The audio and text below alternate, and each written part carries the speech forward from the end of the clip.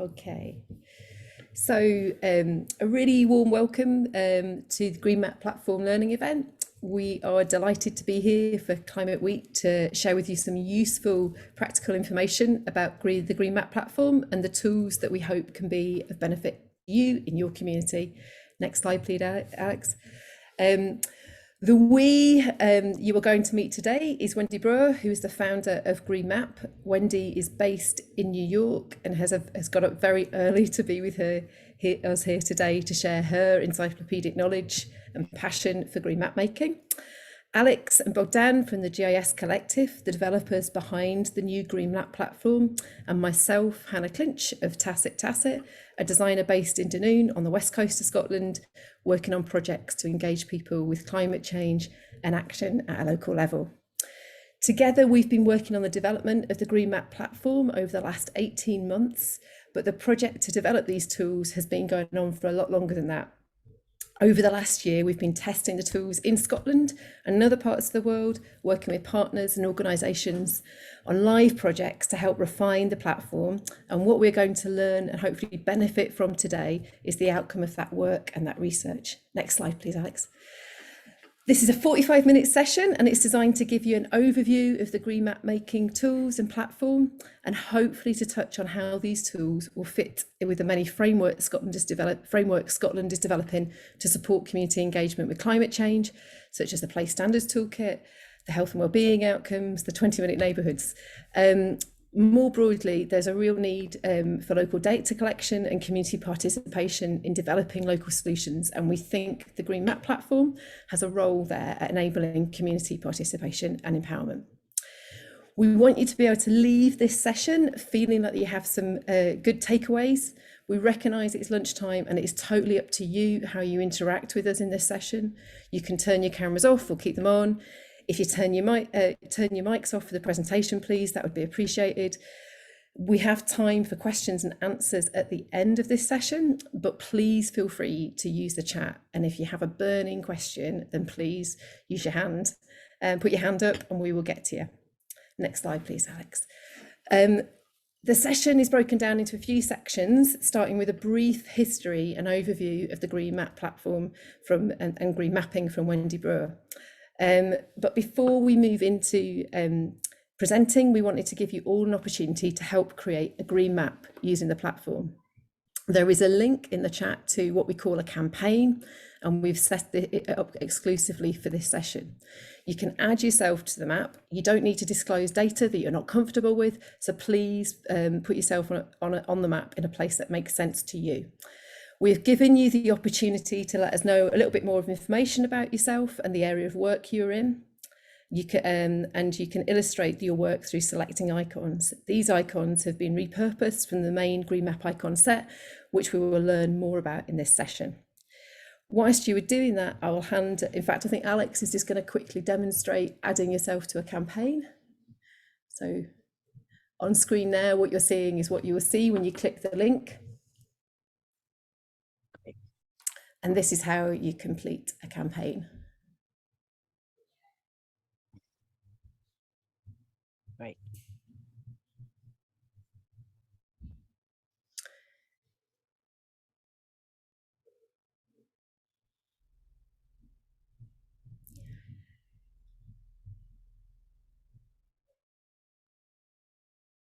So if you want to have a go at doing that, in a few moments, I'll hand over Wendy, who's going to introduce you to the wonderful world of green mapping.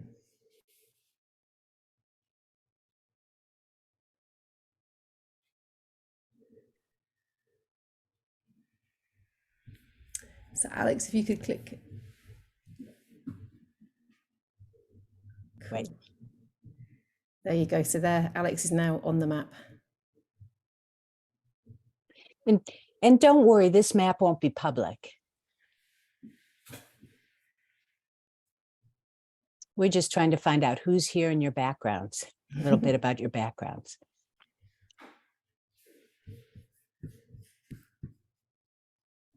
Okay, that's great. Thanks, Alex. So if we're going to flip back to the slides then, Alex, and I think we'll get started with Wendy, just telling us a little bit more about the history of green mapmaking. There you go, Wendy. Hey, good. Hello, everybody. Very glad to be here with my colleagues and happy to welcome you. Next slide, please. Green mapmaking has been around for about 25 years. It's all based around local knowledge and local leadership. So our project's been used in about 65 countries. Many different sectors have led the projects. And the thing that connects everything together are our icons. Next slide, please. So these green map icons were co-developed over a period of many years, and they're all about nature, culture, social justice, and green living. So this 170 symbols, and I'm gonna get all the new dings for every new slide added to the map. Just kidding. Anyhow, these are the basics. This is the heart of the movement. And next slide. We have matched these icons to the SDGs. So if you're trying to identify the United Nations Sustainable Development Goals in your community, this will help bring them down to the local level. You can repurpose these icons. We have ourselves. You can see right there on the right is the 2020 recovery icon set that we made to help communities pivot back to health after the pandemic. So next slide. There's other things you can do with the icons besides put them on maps. They're open source, just like Green Map System is right now, which means you can use them on different kinds of products to promote your mapping project, exhibits, experiences, etc. And if you are a commercial project, let's talk. Maybe there's something really wonderful we can create together. Next slide. So all our tools are open source now, and that means all the books and different kinds of tools that we've made over the years, as well as the platform. Next slide. Even our app. And we have actually right now 2 websites. We're going to be bringing them closer together soon, but greenmap.org is our about website, and it's filled with stories and resources. So that's the place to go for more background on what people have created, and the platform is a place to go for the interactive maps. Next slide. So the tools even include the print maps. They're very inspiring for new map makers to think about the scope and range and how do you involve people. And we've also created several tools like this Mapping Our Common Ground book, created with Canadian, Brazilian, and Cuban and American green map makers. And that's all about the process of getting people together. So that's the grassroots, bottom-up activities that you can do around the mapping to get everybody working together and talking and putting things together on the map. Next slide. Many of these books you can simply just download and learn, for example, from the impacts books, which are just 1 or 2 page stories about why did this project matter in my community. And these are meant to help you figure out how to fund your project, how to grow the network of people involved in it, how to promote it. So these stories can be very helpful and also fun to read. Next slide. The platform has many wonderful features, and that's, of course, what we're here today. I'm especially thrilled about it because the vision we had many years ago about people being able to work together around the world on one map has been achieved thanks to the GISCollective's work. And you can see right here some of the many things you can do with it. And for me, it's really terrific to be able to organize this data together and then be able to share it in different formats in addition to the map. And we've solved many of the issues we had with our first platform on the new one, and it's extremely versatile and fun to use. Next slide. So here's an example for you from Washington State, where the map maker was starting out to map artisanal farms. The pandemic hit, and she gained a new perspective. She realized there are hundreds of hungry families right there in their own community. And they pivoted that project to support the food banks and food enterprise development in their community. You can see some of the tomatoes that they grow now for the school system, which is now using lots of local food. Next slide. Here's one from Israel where every fourth grader took part in the project. So the kids were outdoors, they were looking at their assets, they were coming up with new ways to contribute to planning. And very excitingly, the mayor of the town of Hadera backed the students' ideas. So 3 projects got fully funded and another 10 got seed funding. I think that's a terrific outcome for the work of a group of fourth graders being able to inform the future of their own community. Next slide. They're always driven by need. You might find that you need to create both a print map and an interactive map to reach everybody in your community. That was the case in Baltimore, where the focus has been on not just reuse, but also really use the park system. Let's really explore the riches there. So discover and enjoy has been a backbone of that project. Next slide. And of course, all these things contribute to climate action. Here is a group in the Bronx that created QR codes and got people to share not just map points, but other points of interest in their community to help address the challenge that this coastal community is facing today. And that's through Lehman College. Next slide. This one from another university in Europe. The students really looked closely at behavior. How do we change what we do every day? And their focus was incoming students who were coming onto campus. And actually 5 different campuses worked on this project together. There's a blog post about it if you want to see more. But how do you gain new habits when you don't know you have options right at your doorstep? That's what the goal of this project was. Next slide. And in this case, in Copenhagen, the goal has always been, in edition after edition, let's inform the visitors. Let's share our best practices right here and help people take those practices home. We're currently working towards next year's conference there together, the International Union of Architects. I have a paper due next week for that, but it's been very exciting to work in so many places, as you can imagine. Next slide. And really help people locally determine, well, they know what they want. So we just help them manifest it. And here is Glasgow, bringing you right back to Scotland and where we all got together last year. So Scotland created 8 different campaigns. You'll hear more about that in a few minutes, looking at not just responsible tourism, but biodiversity and heritage at the same time, as well as things that the COP26 visitors would need. So I'm going to turn it back over to Hannah now that we've gotten back to Scotland. Thanks, Wendy. So Alex, if you mind moving on the slide. So as Wendy's highlighted, green map making has been taking place in Scotland for a while. Last year was our first big test of the Green Map platform at the COP26 conference, and that map is still being used on the Climate Fringe site today. As Wendy mentioned, they used the campaign feature, which enabled the team to crowdsource data from the community to populate the map, and we will come back to campaigns later. Recently, we've also had the pleasure of working with SCANS, that Scottish Community Climate Action Network, to develop a set of icons to help them categorise and share data about their membership across Scotland. The project has involved the team for the GISCollective adapting the tool so that the members' database is linked to the Green Map automatically. Through working in collaboration with SCAN, we were able to test and approach to income generation, which is critical for this project. We want to keep the tools free, the Green Map tools free to communities as much as possible, and by charging small amounts for adaptation services and in-depth training, we're hoping that that will help us support the platform over the longer term. Next slide, please, Alex.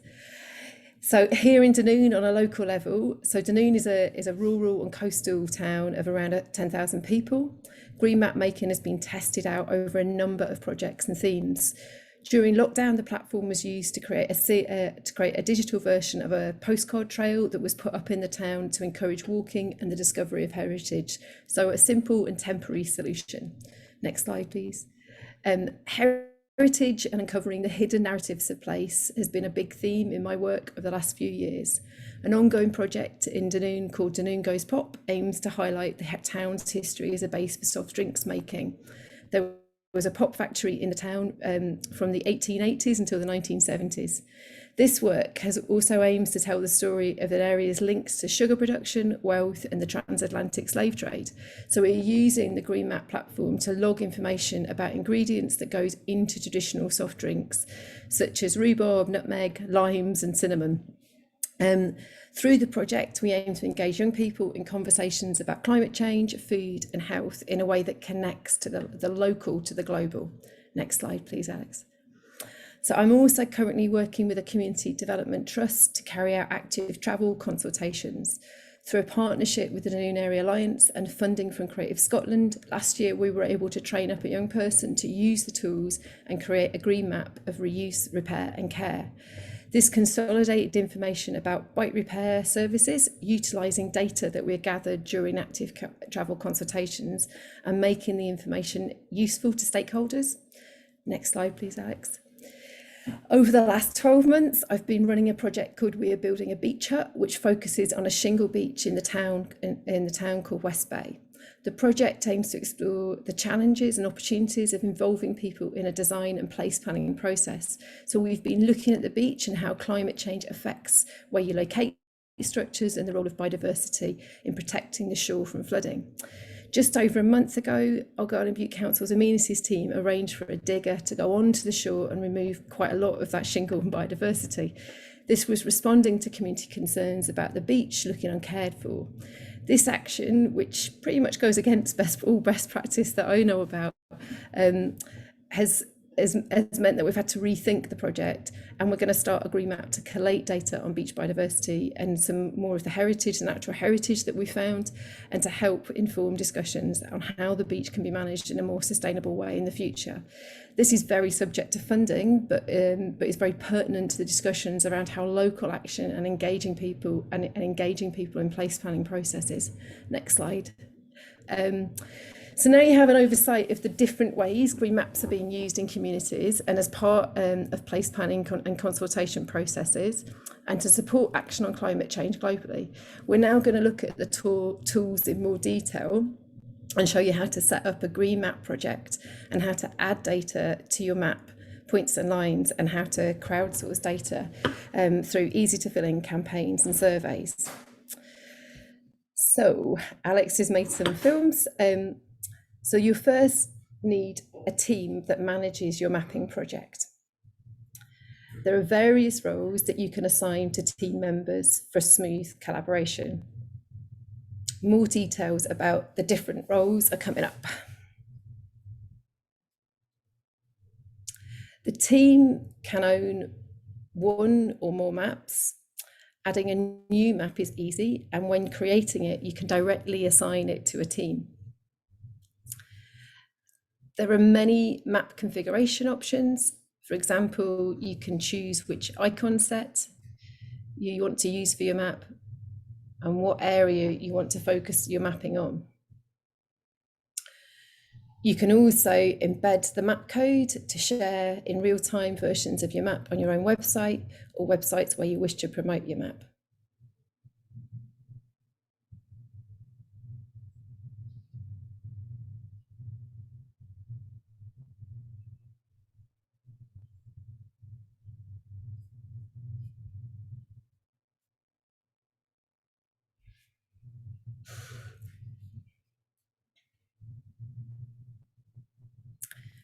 So this is just an overview, just to get a bit more in depth of the different roles that you can have with your teams,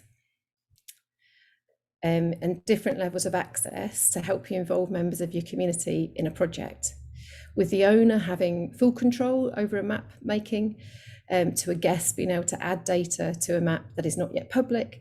So perhaps that's a volunteer who has collected data for the map and wants to make a contribution. Next slide. A Green Map team gets a dashboard, so you have an overview of the different maps you're working on. So this is the Dunoon team. Next slide. When you set up your map, you define the area you want to map to focus on. This could be the world or a town or even an area as small as a park. The custom geometry tab means that you can draw around an area, and this will be the focus of your map. So next, we're going to look at adding data to your map.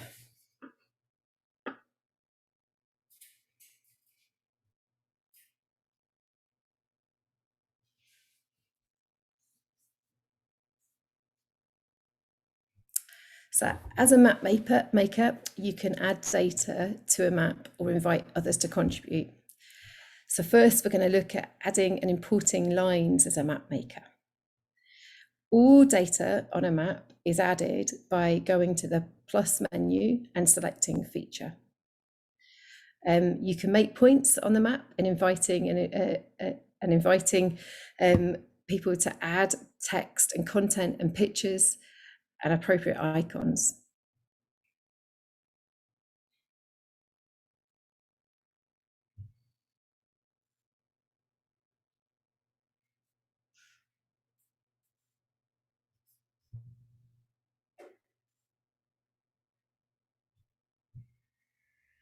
So there you go, you can see the icons added, and you can rearrange those icons. And that's your point, and add photos.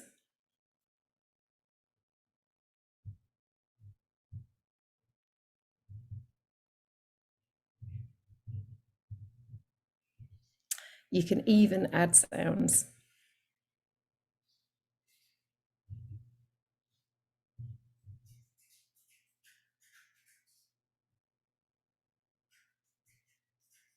There you go. So that's the Dunoon Borough Hall. For those that don't know it, you know it now.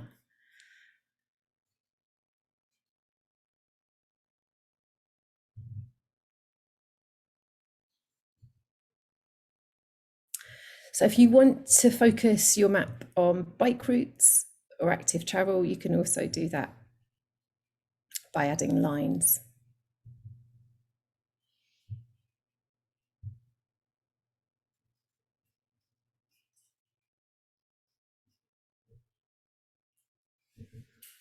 You can work out things around your 20-minute neighbourhood and what that feels like by using this function. You can also add, you can just draw a line directly onto the map, and you can also import routes from places like Strava or apps that bring in GPX data.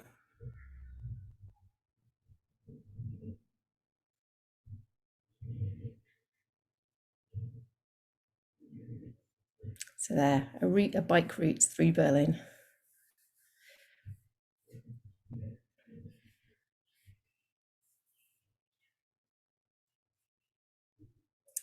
So just to recap then, so you can add points to your map like buildings, landmarks, schools and shops and trees or benches even. You can add lines and polygons as well to denote areas. Next slide. When you add a feature, you also add icons, and at this point, it's like tagging data really. You can add more than one icon to each feature, and you can use the Green Map icons and the Sustainable Development Goals as icons, or you can create your own icons. On the right is an example of a set of icons made for the Global Green Map, charting lighthouses. These icons help describe their condition and the type of lens that appeared in them, so you can get as specialist as you want with icons. We're now going to take a quick look at campaigns and the crowdsourcing of data from your community.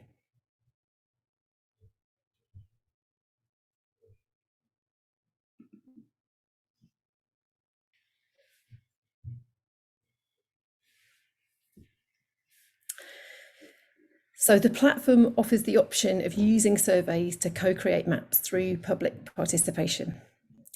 You can create your own campaigns, which are highly customizable, and you can start from a simple template that we offer with a few questions, but you can also define your own sets of questions and associate these with different icons. So the campaign feature is basically this feature that we used to survey you earlier. And in terms of community consultation and finding out about places, then this could be a really useful feature.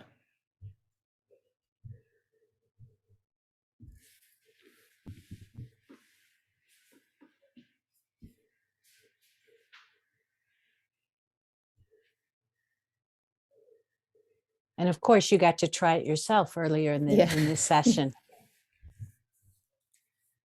So there you go, a campaign that you can focus on.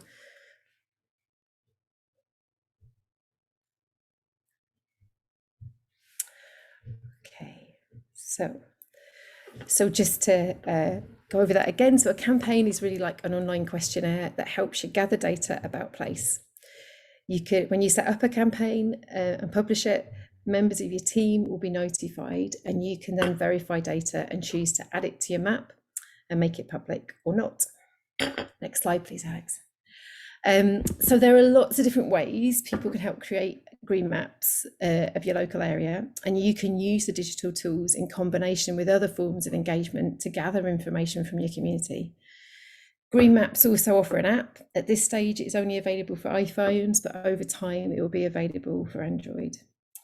So that's really gives us an overview of how to collect data. Obviously, it's then really important to share your map, and you can email it out to people because it's in digital format, or like Mary did, you can print it out as well and share it in different ways. So I think that's covered all the basics of the Green Map platform, and we're now just open to questions and comments, and would encourage you to open up a conversation about green maps.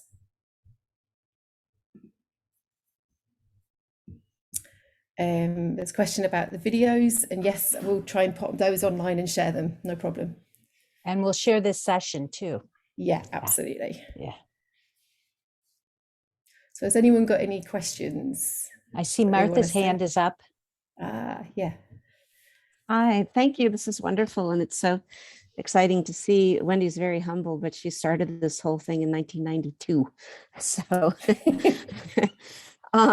but my question, I had a couple questions. So, because what I'm interested in doing is creating fiber-based maps, mapping local fibers. So everything from flax to wool. And do I need to have my own website to house the map? Would the map be housed on the greenmap.org, or how does that work? I see Wendy nodding and shaking. So yes, and I don't know if Alexandra maybe wants to answer Bogdan this one, but yes, it's on our platform, and you can put it on your own at the same time, right? You can do both, yeah. Yeah. great. So And it's then not I think- required to add it. It will be public on the Open Green Map platform. But if you also want to embed it in other websites that you own, you can do that by embedding a code snippet. So we also offer that option. Okay.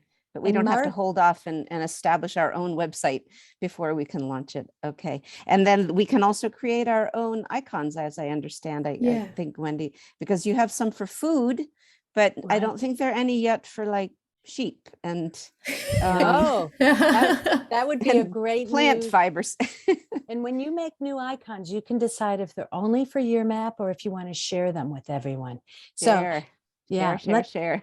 okay, wonderful. That sounds Great. like a great project. Thank you. you. I think Rose is up next, right? Thank you very much. This is amazing.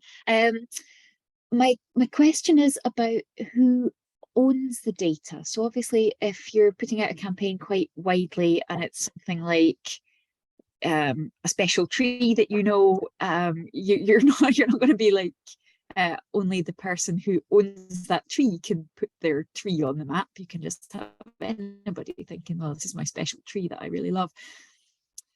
But what I'm going to be using it for is around mapping community organizations that are doing particular projects, environmental related projects in the area. So What's good practice around the permission for putting that data up? So do you have to be that project, or can it be like anybody can just go, well, I know somebody down the road who's doing this, I'm going to map them? That's the nice thing about how we've set this up, is you as the map maker get editing control over whatever anybody's put up. And you might decide this is not what we're looking for and leave it off the map. You can also say, this is great, but it's not enough information, and you can add their link or further information that helps people who are using your map understand what they do. You can also set the license for your map, correct? You can make it open data or not. That's your choice. Or set it under a different license. Thank you. So I guess it would be good practice, ideally, if it was those community organizations that are putting themselves on the map. So But for when you instance, make if a I map, know of a community organization that has a project and I want to add them, then am I in a kind of gray area about who owns that data?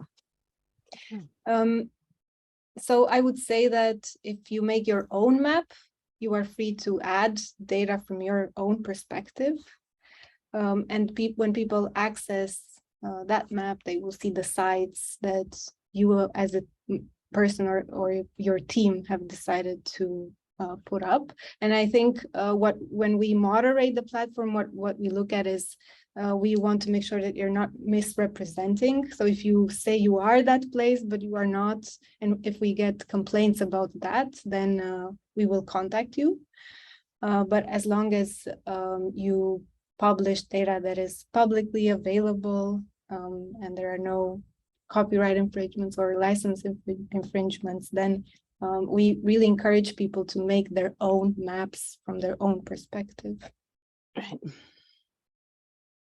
So we don't have like one official map. There is the world map, which contains everyone's maps, but also when people go on your map, they see your data. Thank you. And I see Frances has a question. Hi there, thank you. Part of my question has actually been answered by Rosa's question, because I'm looking to, I actually hadn't heard about this until this morning, so I'm really glad that I found this and had a free lunchtime. I'm looking to create a map very similar to the Glasgow one, but for Edinburgh, of green spaces, green gardens, and for a community organisation, and wondered, using the self-identified green gardens, community gardens, parks and spaces that I found on Google and have created as sort of just for me personalized Google map, whether you could also import that data as well as data from Strava in a similar way. Would that work? Yeah, so again, you need to check if the data you want to import has a certain license and make sure that you abide to that. Mm-hmm. And in terms of import capabilities, the platform does offer the option to import CSV data. So if you can get a table, you can import it. You can import ready-made data into the platform. And there's Brilliant. also the ability to import GeoJSON, GPX, which is that Strava file. And isn't there one other one, JSON?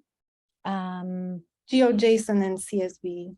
CSV, and you can export it as well. So for a project like Martha was describing, that FiberShed data, once it's organized and on the map, can be exported and used in other ways. So if you just wanted to share it as a table amongst your members, you certainly could. Brilliant. You can also put it back into Strava, right? And follow the route around. So there's some very nice flexibilities here that open up the project. And you're not limited to the, the crowdsourcing campaign as a method of gathering data. You can have events where you bring people together and everybody goes out then and looks for different kinds of sites. Maybe there's a biodiversity team and there's a heritage team, for example, and maybe there's a climate team, and everybody's out mapping together and putting it together on the map. It's really quite flexible to meet your own project needs. That's brilliant. Thank you very much. I'm really glad that I've been able to join in with this. Francis, I was going to say as well, the campaign tools can also be used to keep things updated, because often, especially with city-based mapping projects, data sets are huge. And so it might be useful to think about the campaigns as a way of keeping data sets updated. I did a green map project in Glasgow many years ago, just with charity shops, and we ended up with like 160 odd entries just on that one theme alone. So it's just, and that's a lot of data. And obviously with things changing all the time, especially if there's temporary green spaces, or it might be quite useful to think about the campaigns and how to get people to support that process through using that tool as well. And somebody asked if there are places to find, in the chat, somebody asked, are there tools? Yes, there's lots of tools for using this platform. Under the About, you can find, for example, the Quick Start Guide. There's videos, there's more detailed tutorials, and you'll find that things like the campaign, we gave you the quick version, but there's also, you have the ability to add more questions to it, some of which you can keep hidden from the public if you choose. So if you're working with, for example, a group of high school students, and you want to know who put in what entry for grading purposes, you can, but the public doesn't need to see which student put which entry up. So there's lots of ways you can adapt it to your special needs. And we can help you as well, right? Yeah, I was going to say, I'll send out, if it's useful, I'll send out an email with links to all the resources, to all the people that have participated in today's session, and make sure that you've got that information. And Wendy is very good at responding to people with inquiries on Green Map. So do use those avenues to get support to your projects. I think it's worth saying that we're in a process of still developing the platform. Bogdan and Alex are working really hard on evenings and weekends on that, and we're all sort of contributing to it. Over the next kind of 6 months, we're looking to improve the interface of the platform to make things easier to find and locate, and also to sort of develop ways in which you can have like little microsites on the Green Map platform as well. And we're also going to be offering sort of more in-depth training packages and stuff as well. So there's lots still going on. So you've reached the project at a really exciting point where things are working. There's definitely been a really good uptake of projects using it. So we know the tools work, and we're just kind of finessing things at the moment. So yeah. Is there any more questions? Sorry, Wendy. I was just going to say, there's now 100 maps on the platform, and they're from all over the place. Somebody is asking how do I, feel free to put other questions into the chat too. Like is asking, how do you fund the setup of the site? It's on your site, it's free, right? Is that your question? Is it about the map maker side, or is it our side? We can go on our side, right? Wendy, do you want to explain? Well, this is a miracle, folks. I hate to say it, but it's true that we have an open source project here, and we have developers who are donating their time. How rare is that, and how beautiful is that? And I really, we all owe a huge debt of gratitude to Bogdan and Alexandra for focusing on this very important project. It is amazing at a time when we know so much about the places where we live, but we have so much further to go to involve everybody in sustaining those places, and dealing with the climate and so many other issues that we face right now. And so I'm extremely grateful, and I hope that all of you who use it will use it in the same spirit of we're giving to our community, we're supporting our better world, and you're also able to provide feedback for us and make requests that help us continually improve this platform. So I see it as a big continuum. I don't know that the platform will ever be really done, because there's sorry to say that. But, if we had additional funding, we could do additional things, but I think we're cooking along at a beautiful pace right now. And I hope that all of you will find the tool very useful for your own purposes. Yeah. Just a quick, I suppose, thing. In Scotland, we've received a little bit of funding to do work in collaboration with the Green Map platform, which has been great. We've actually accessed some funding just recently through Business Gateway. We are looking to develop sort of funding streams and turn it into a sort of, I suppose, taking a social enterprise approach to it, and charging, as I mentioned earlier on, with the scan map for adaptions and stuff. So where there's really big chunks of development time required to meet a certain requirement, then that time will potentially be charged for, and that will help us sustain the project to get that specialist sort of knowledge paid for. And then I suppose, Wendy, you do global giving as well, don't you? So there's donations. Yes. If you want to support the platform, Yes. you can donate to global giving. Yes. And so we can show you there's ways in which you can support it. And also, I think we're also looking for feedback on the platform. And one of the really good things you could do is just help us if there's a problem you find with it or can make suggestions. Your support and your feedback would be brilliant for us as well, because we actually really depend on that to make these tools better and better for people. Yeah. Yeah. Yeah, Is there I anything can else? also add. Yeah. I can also add that we are comfortable to volunteer a lot for the project, and at the same time we are aware that we need to make it sustainable for it to be around for a long time. So that's why, as Hannah said, we're looking at different streams of revenue so that we can keep the infrastructure up, and we've worked a lot to optimize the setup so that we don't have high costs for keeping it running. And yeah, if you want to support us, that's also very welcome. It would be great. And greenmap.org also has a donate button, and we're a US-based charity. If you're here, it's tax deductible, but you know, it's our world, folks, and everything that we do to make it better is better for not only our own home place, but for our home planet. So thank you all. This has really been an interesting conversation. Are there any other questions this afternoon? Oops, sorry. I think you're forgiven, Wendy. Yeah. Is there anything? Can't see anything else coming in. And we're just about on the 45-minute mark, so that's worked out really well. Just a final word then. As I say, we'll follow up with emails, and we'll certainly pass on information. If anyone has more questions that comes to them, just please email us, either me, Wendy, and we'll pass on those details. But thank you very much for taking the time to learn about Green Maps and the platform, and we hope to see your maps appearing on it very soon. Yeah, good. Okay, you're free to go. Thank you, everybody. Thank you. Thank you. Thank you.